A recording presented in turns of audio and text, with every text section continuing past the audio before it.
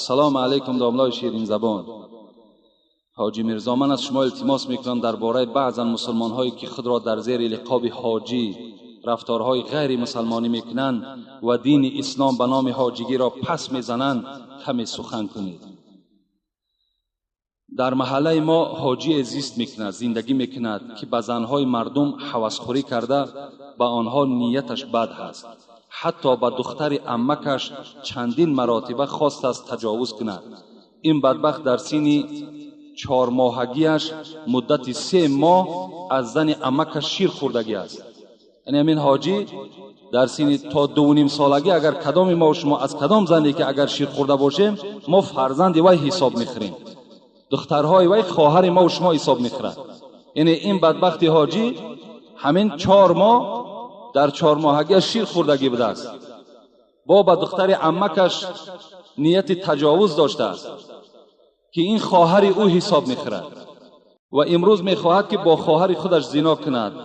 ما نسبت این کارهایش او را در مسجد محله خودمان محاکمه کردیم، اما شخص پیدا نشد که او را با این کارهایش سرزنش کند. من شخصا وی را از مسجد پیش کرده گفتم که تو دیگر به اینجا نیا. روز دیگر در همین محله یک بار 2 جنازه شد و همان بدبخت در هر 2 جنازه با سر بلند اشتراک کرد، گویا یگان گپ نگذشته باشد. به مسجد آمدن را دوام داده ایستاده است.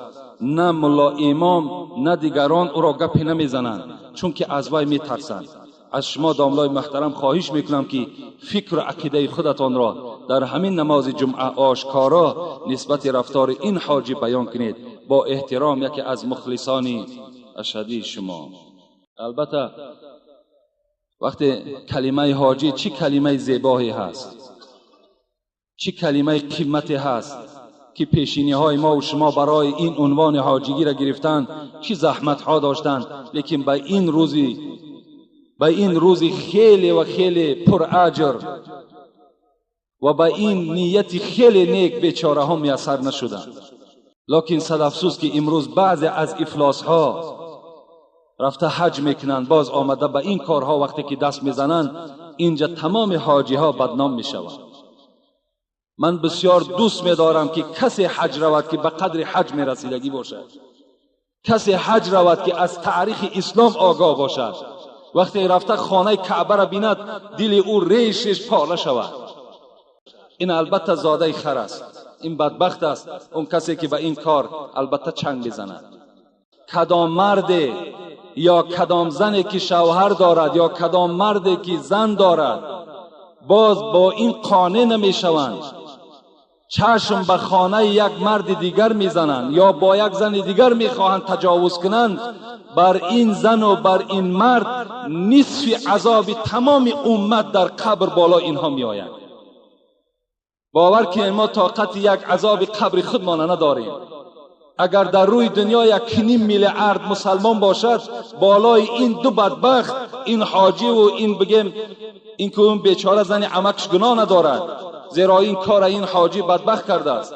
بالای همین حاجی نصف عذاب اگر 1.5 میلیارد تقسیم کنین شما، نصف عذاب همه همین بالای همین است در داخل قبر.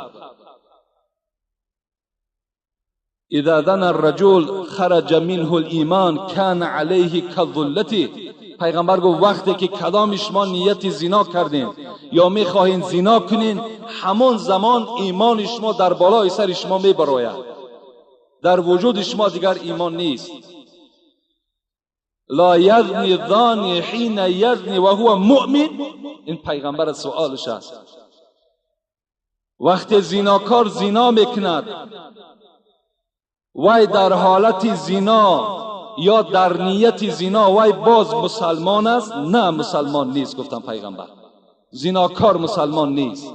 اگر من از تفسیر قرطبی برای شما بیان کنم، صاحب تفسیر قرطبی میگوید کدام مرد زنا کرد یا نیت زنا کرد وی زنش طلاق میشود. این صاحب تفسیر قرطبی میگوید.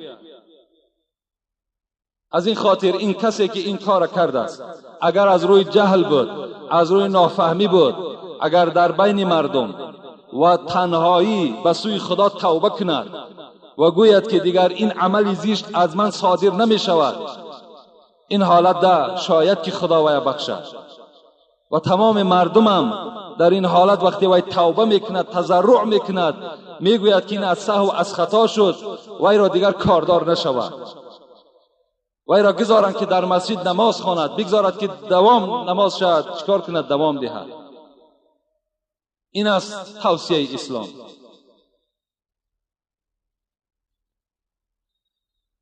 السلام علیکم داملای شیرین سخن. آتای من، پدری من، در دوشنبه کار میکند. در یک ماه یک بار می آید، باز می رود. من فرزند کلانی خانه هستم. ما یک همسایه داریم، می آید می رود. همسایه نزدیک است، اما همسایه فساد است. اما مرا دلم نمی کشد حتی مادر من گپ زند. من چند بار همراه او جنجال کردم، اما او بی‌آر است. با خانه ما می آید. هر روز او را من می بینم، در غضب می آیم، اما همسایه دیگرمان می آید، من خرسند می شوم.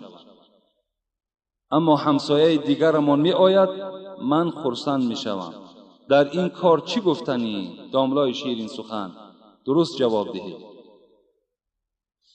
یعنی شکایت این دادر این بود است که پدرش در دوشنبه کار میکند، در یک ماه یک بار خانه می آمده است و با کدام مرد فاسد یا فساد یا بدبخت است خانه همینها می آمده است در حالت نبودن پدر این. و این جوان میگوید من غضبناک میشوم، چندین بار جنجال ها کردم، تا حال یعنی جنجال من هیچ تأثیر فایده ندارد، این مرد رفته می آید. یعنی حکم اسلام در این چی هست؟ اولا در این کار باید مادر شما اصلاح شود. وقتی تو نمی خواهی باید مادر تو هم نخواهد آمدن اون مرد در نبودن پدر شما.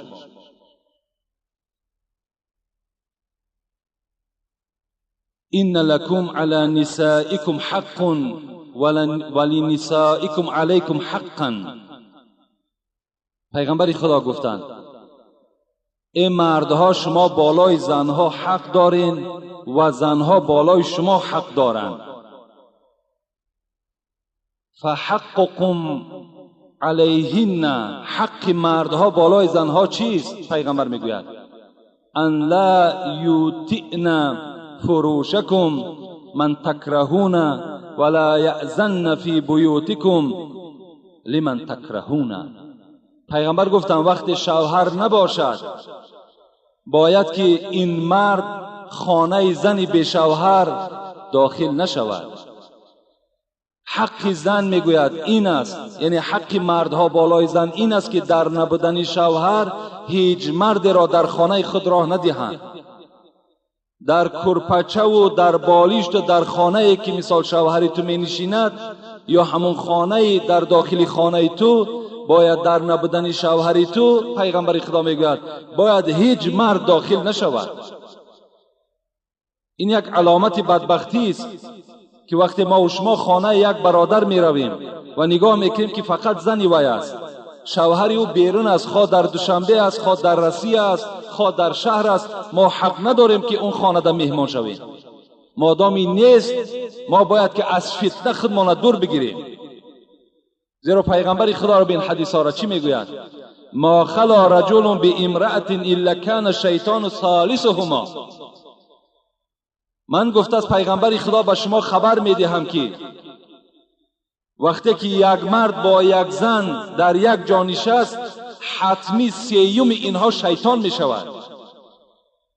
یعنی زن وقتی با یک زنی بیگانه تو در یک خانه تنها می نشینی حتمی شیطان در بین شما داخل می شود و شما عاقبت یک کاری به ترتیبی را انجام می دهید.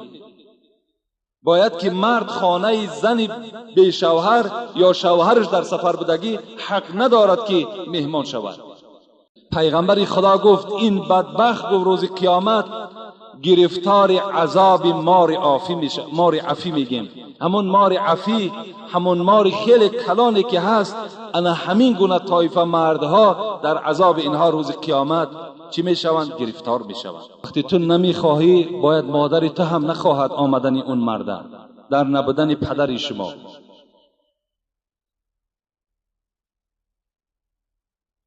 این لکم علی نسائکم حق ولنسائکم علیکم حقا.